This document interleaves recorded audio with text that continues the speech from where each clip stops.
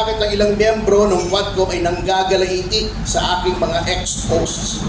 At parang binabalaan pa tayo na mali daw yun na nagpo-post ako tungkol sa kanila. Hindi po ba meron tayong libro dito sa ating bansa? Kanipis na libro lamang yon. Ang tawag doon ay saligang batas.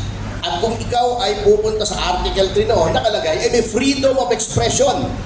In fact, nakalagay doon, no law shall be passed abridging the freedom of expression or of the press or of the right of the people to peacefully assemble for to petition the government for a redress of grievances. Kung ang buong Kongreso ay hindi pwede na magpasa ng batas na pumipigil sa freedom of expression, what makes 2 or 3 members of the House think that they should curtail my freedom? That they should talk against me doon pa sa halls of Congress, taking me to task for exercising my constitutional right.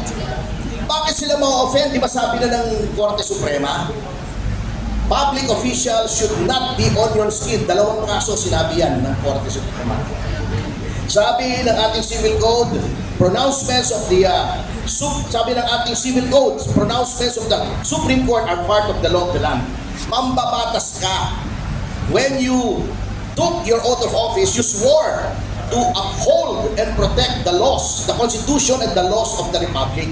Eh bakit ayaw mong sundin yung batas na huwag kang magbalat sibuyas?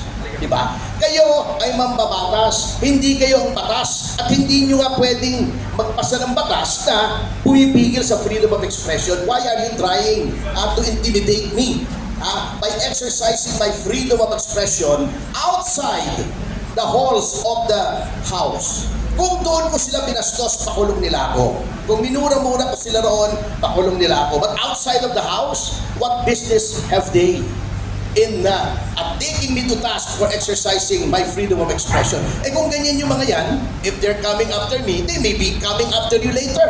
Akala yata nila silang batas. And then, eto ba